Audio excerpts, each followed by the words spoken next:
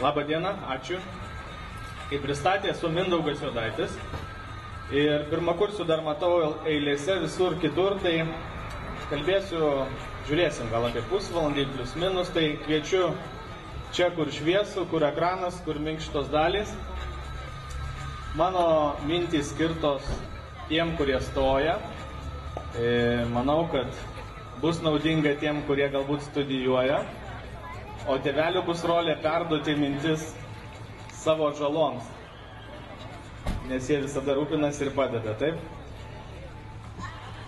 Labai. Tai linkėjimai tiem, kas žiūri per video.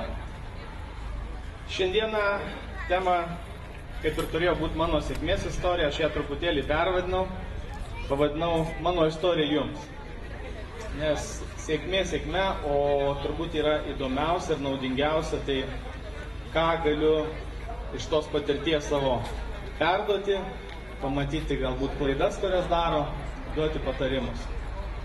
Tai vieną dalį papasakosiu, ką aš veikiu, nes sakė įdomu. Antrą dalį papasakosiu 15 klystkelių studentų. Tai išskyriau 15 tokių galimų nuklydimų į šoną ir kas nemato ekrane įgarsinsiu, kad girdėtų. Tai trumpai apie mane. Stoviu čia turbūt nes KTU baigiau, šitą supratot. Senokai tai buvo, 96 metais. Bakalaurą baigiau taiko matematiką, magistrą baigiau informacinių sistemų inžineriją.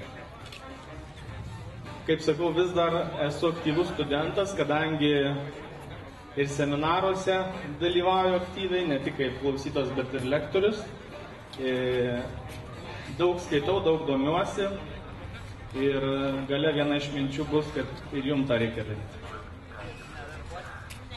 Dar kad daugiau pažinotumėt, tai vadovauju įmonėms Partners ir Vegru projektai. Pagrindinė veikla mano yra interneto rinkodara, strategija, svetainių kūrimas, reklama. Ir viena įmonė mums padeda klientams, kurie su mumis dirba, kita įmonė vysto interneto projektus. Tai keletą projektų aš čia paminėjau, po to plačiau galėsiu papasakot. Vėlgi galbūt bus įdomu ir naudinga, nes manau, kiekvienas iš jų yra susijęs vienaip kitaip su studentija, arba gali būti susijęs. Ir, kaip sakiau, aktyviai dalyvauju seminaruose, vedu, paskaitas skaitau ir panašiai. Na, apie projektus. Tai šiandien va matau ten eilė rikiuojasi. Kas girdi, mato, tai mojuoju, nes eina ten, kur mes sukūrėm LSP.LT sistemą. Ten apačioje paprašys turbūt prisiregistruoti. Tai vienas iš projektų yra LSP partnerystės programa. Tai vieta, kur studentai registruojasi, kad gautų pažymėjimą. Pratęsia galiojimą, jeigu reikia pratęsti, grąžina, jeigu reikia grąžinti. Ir kas svarbiausia, ten yra gėris, turint LSP. Tai yra daug nuolaidų, renginių, pasiūlymų ir tikrai daug išlošite, jeigu tą pasinaudosi tom galimybės, kurios čia yra.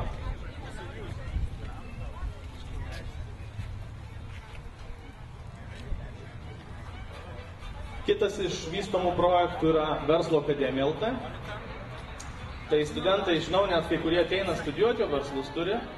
Linkiu, kad tie, kas neturi, pradėtų tuos verslus, kai studijuoja. Ir čia yra puikiai tam dirba. Dėl ko mes įvystom? Mes turim puikią komandą, kurie konsultuoja verslus ir veda seminarus. Tai čia rasit mokymus, rasit patarimus, rasit seminarų įrašus. Ir kas geriausia, nemokamai.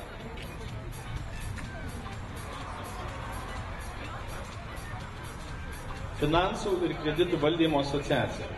Dėl ko čia gali būti įdomu, nes tai yra veikla, kurio aš aktyviai dalyvauju ir jinai vienyje žmonės, kurie vienaip kitaip susijęs su paskolomis, ypač būsto paskolomis, o studentai su studijų paskolomis. Yra, kas čia planuoja, ar kieno vaikai planuoja imti? Ne? Žinau, rudenį darysim susitikimą, čia va greta kolegė, kurie organizuos, tai visko galite jos paklausti. Ir susitikimas bus seminaras tiems, kurie ims studijų paskolas. Tai suma suma nemaža, terminas nemažas ir yra kaip ir dėl ko pasiruošti.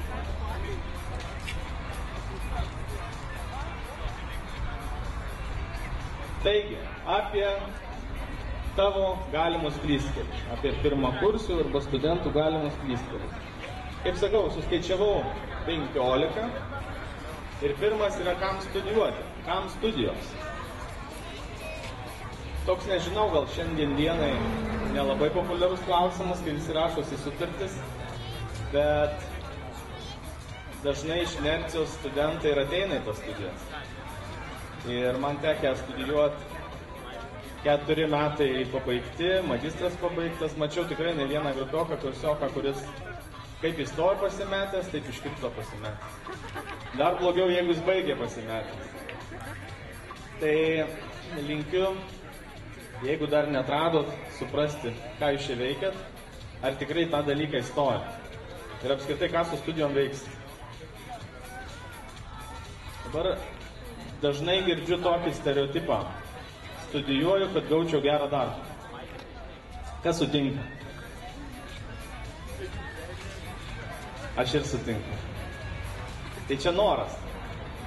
Bet neužtenka pastudijuoti ir gauti diplomą ir gal net gauti žinių. Aš manau, šiandien paruošiau kitą skaidrę, kaip turėtų korektiškai skambėti. Studijuoju, kad būčiau naudingesnis. Čia taip gal paprastai, gal net primityviai skamba, bet čia yra gili mintis paslėpta. Jeigu įsigilinsit, suprasit.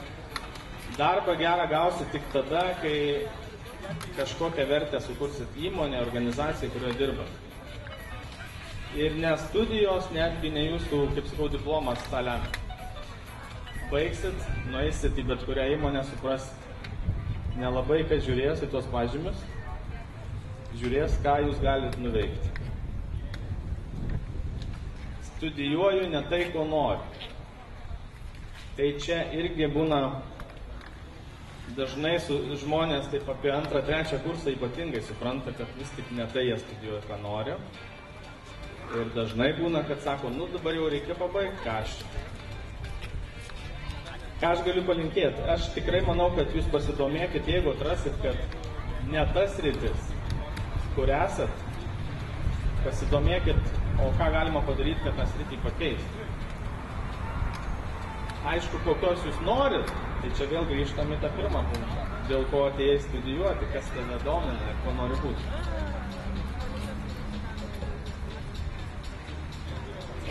Ką ir kur gali dirbti, baigęs savo studijas.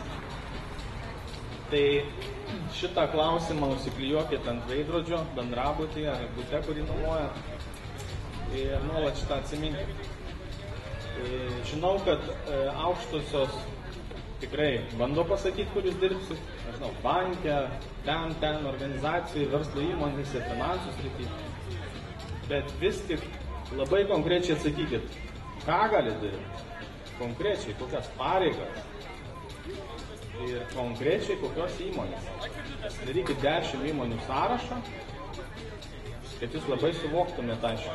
Tada žinosit, ką iš to studijuojamo dalyko galit pasimti ir po to taikyti. Per mažai studijuoju.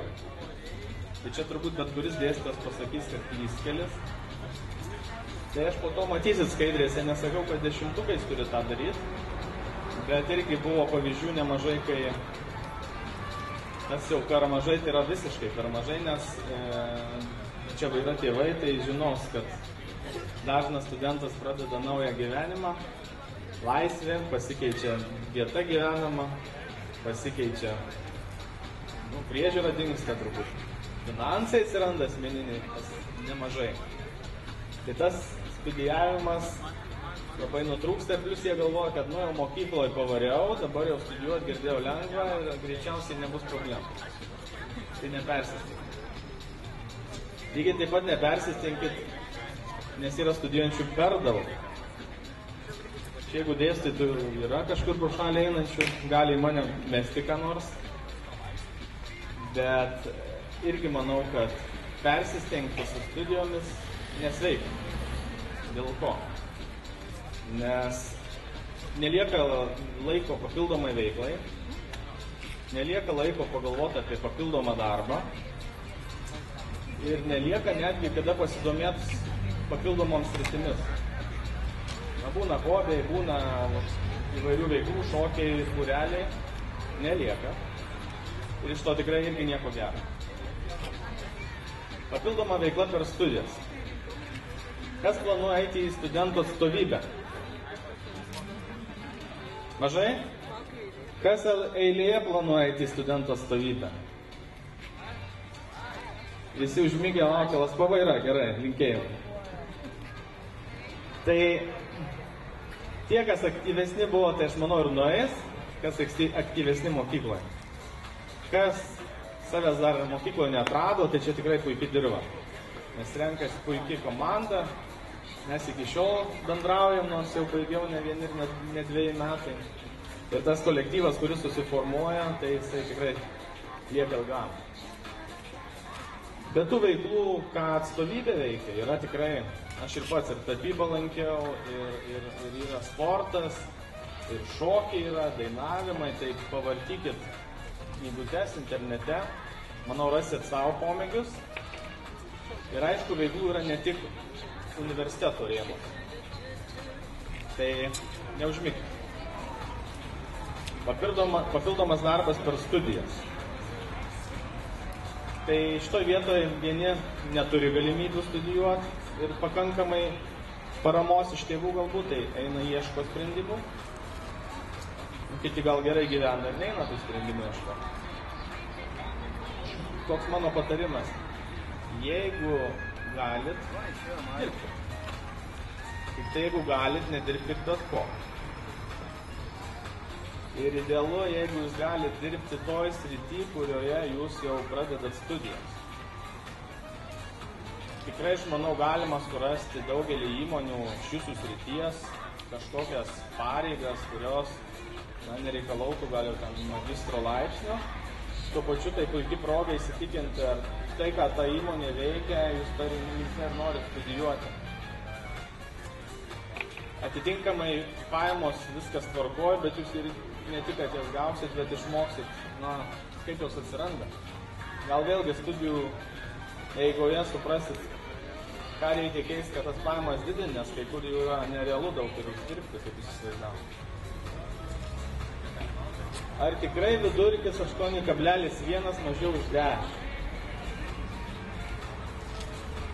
Čia aš kaip matematiką baigęs, tai pasakysiu, kad tikrai, jeigu matematiškai žiūrėsim. Bet jeigu žiūrėsim iš rezultato prizmės, ką duoda tas vidurkis. Tai vėl nepopuliariai pasakysiu, bet retą žmogų pažįstu, kurio kažkokią karjerą ar po to ateitį lėmė vidurkis. Netgi yra atvirkščiai dažnai, tai 10 jam labiau pakenkė. Dėl ko? Dėl to, kad jis įpratęs būti maksimalistu ir viskas. Jis plius dar įpratęs siaurai išmok dalyką, kurį davė, išmok labai gerai, bet siaurai.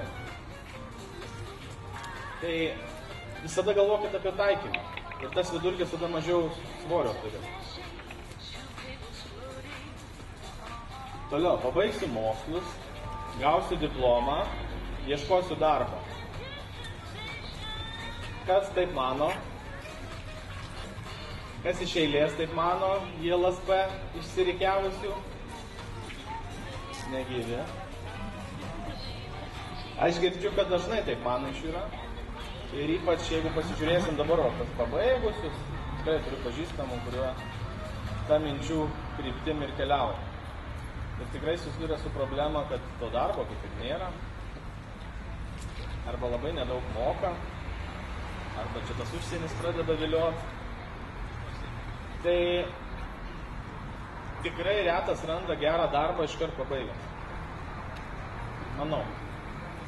Dėl ko? Dėl to vėlgi, kad jis visiškai be patirties, jis visiškai nežino, ką savo žiniom daryti. Ir jeigu jūs bent 3., 4. kurse nors kokią praktiką būtumėte atlikę, tai aš manau, kad žymiai didesni šansai suprasti, ką jūs to įmonėje gali daryti, už kiek gali daryti ir kaip greičiau pakelt laikas. į magistrantūrą autopiloto, 11 klystkelis. Tai čia jau gal pirmą kursę mažiau aktualu, bet gal koks vienas kitas magistrantas girdi. Ir iš artimųjų tų autopilotų yra nukeliavusių. Tai kas jau kas dar bakalauro gali pasiblaškyti, pabaigti ne tai, ką norėjai. Bet magistras jau yra tas dalykas, kuris po to yra laiko švaistymas, jeigu jūs studijuojat, nes atsirado tokia galimybė, arba kiti sako, darbo nerandu, tai čia reikia pastudijuoti. Jeigu jūs padirbtumėt toj srity metus, arba pabandytumėt padirbti toj srity metus, kur jūs norit studijuoti, ką jūs baigėt, galbūt, kad įsitikint, ar jūs esate tenai, tai suprastumėt, ar jums tas magistras iš vis reikalingas ir ką jūs jo veiks. Važiuosiu į užsienį. Dar vienas klystkelis. Dėl ko klystkelis? Aš tikrai nieko prieš išvažiuoti, ten dirbti, nieko prieš važiuoti studijuoti, bet labai dažnai žmonės mato tai kaip tokį išsigelbėjimą. Ne kaip tikslą tenai kažką nuveikti, pasiekti, gal kažkokią X sumą užsidirbti, bet tiesiog lengviau užsidirbti, daugiau užsidirbti. Irgi labai mažai pažįstu, kurie iš to kažkokią tikrą naudą gavo. Tik tai būna blogiau dėl to, kad jie įpranta. Gal tikrai yra lengviau būtų tenai užsidirbti, bet labai sunku čia grįžti po to. O grįžti reikės. Ir dar vėlgi dėl ko važiuoja, nes nebūna čia pasiruošę po baigimo. Nemokamai tai studijuoja. Vėlgi, magistrą girdžiu ne vieną. Stojom nemokamai, tai čia dabar reikia pabaigti, biškį nepatinka, biškį ne tai, ką norėjau, bet ką darysim, darbo dabar neradau. Tai vėlgi, kaip matematikas, matematiškai. Net jeigu ir tos studijos kainuotų, sakykime, nepamenu, kiek dabar studijų kaina, bet pavyzdžiui, jeigu jūs nueinat dirbti, per mėnesį vis tiek 1000-1500 gaus. Ir daugiau. Jeigu padauginsit iš 2 metų, tai viena pali suma gausis, kurią jūs uždirbtumėte. Dabar jeigu jūs studijuojate tos 2 metus, jūs tų pinigų negaunat, jau nekalbu, kad kainuoja jų pragyvenimas, tos studijos gal nekainuoja universitetui mokant, bet tikrai ir maistas, ir visa kita, ir važinėjimai kainuoja. Jeigu jūs pasirinktumėt kelią vis tik studijuoti po to, kai įsitikinsit, kad jums to reikia, ir gal netgi mokamai, vietoj to, kad nemokamai. Tai 2 dalykai vyks. Aš manau, finansiškai tai efektyviau. Tai paskaičiuoti. Kitas dalykas, jūs jau turėsit gerą praktiką, žinosit, ką jūs tikrai norit studijuoti, nes gal paaiškės, kad tai yra ne tai. Aš kadangi magistrą studijavau bedirbdamas, tai atvirai pasakysiu tam tikrų dalykų, o paskui pradėjau nelankyti. Tiesiog laiko blogai. Ne dėl to, kad universitetas blogas, sakyta, bet aš matau, kad aš to tikrai netaikysiu ir nėra prasmės.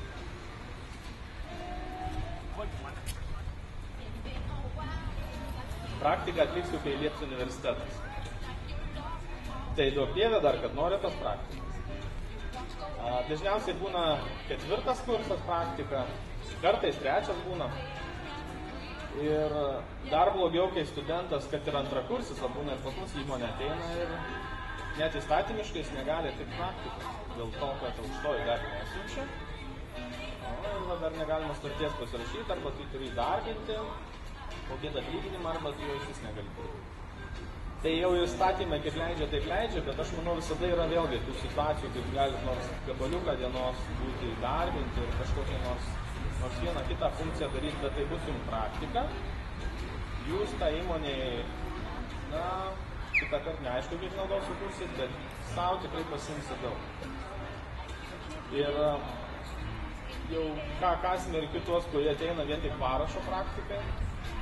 Smerkiu dėl ko? Ne tai, kad reiškia, jie ten kažkokie blogiečiai, bet jie save blogėja. Tai reiškia, jie tikrai nukeliavo ne tuo studijų keliu, tikrai ne to ateina įmonė ir tikrai išvažiuos į užsienį, nes po to nieko nesugebės padaryti.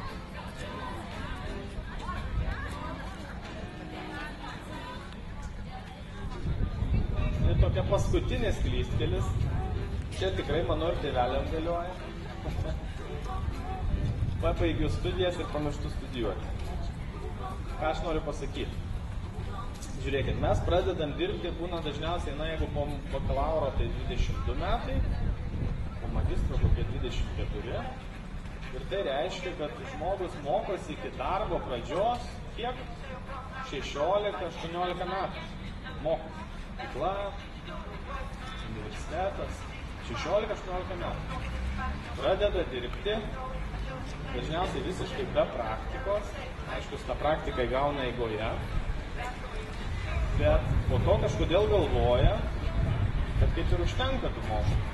Taip iki pensijos. Jis galvoja, kad tų mokslų užtenka ir sukasi ratelėje, kurį darbe užsukė. Tai vėlgi, jeigu jau mano patirtis įdomi, tai aš gana aktyviai daug studijuoju ir knygos tam yra, ir seminarai tam yra.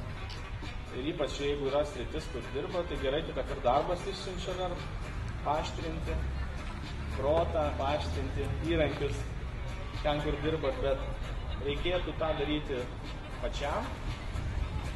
Ir tik taip yra karjero įlipimas, karjeros laiptais, tik taip yra pajamų didinimas, jau nekalbu apie tai, kas nori savo verslą. Tai netobulėjant asmeniškai, ramu. Gerai, 15 klystkelių, viskas. Kam įdomu, jeigu čia vis tiek jau apie mane, tai truputėlį skabrų sudėjau, kad būtų linksmiau.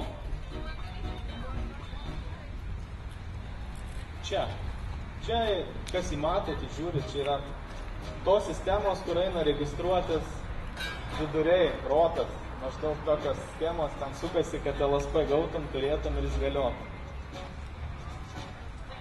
Čia mūsų biuro dalis, kolektyvo, truputėlis knygų, ką sakiau. Čia kas užsuks į svečius, tai čia pas mane pateks. Bet spėjom net ant sienų, darbas verda. Sportuojam. Nepaminėjau, sportuot reikia, ne kaip mokas. Čia būna kartais nelaimės, tai kas pas mūsų ofise buvę, čia žino, kad yra vartai, įvažiavimas į kiemą ir kai buvo audra, tai visiškai buvom užversti. Čia vienam iš projektų tenka ruoštis kalėdų skambutis.lt. Čia kolektyvas kartais limuzinų paveža iki darbo, ypač jeigu gimtadienis. Kaip minėjau, tenka dirbti prie įvairių projektų. Tai čia vienas iš jaunimo projektų, čia penktokai, ketvirtokai buvo. Dirbom, kūrėm reklamas internete, banerius ir taip toliau. Tai čia amžius nedidelis, čia su mano kompiuteriu dirbo aktyviai. Kūrėm idėjas, labai buvo faina. Čia su vienu iš savo mokytojų, Rimvydu Jasinavičium. Tai daug iš jo mokausi apie finansus.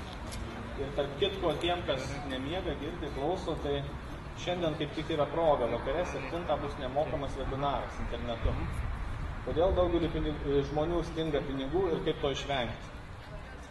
Pasižiūrėkit, užsiregistruokit, nekainuoja.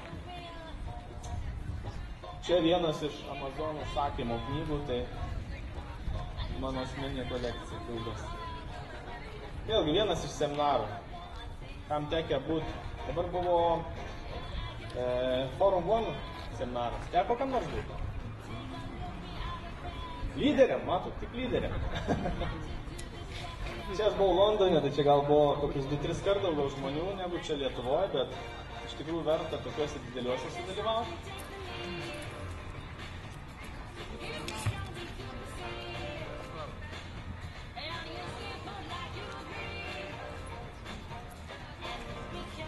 Čia Gruzija.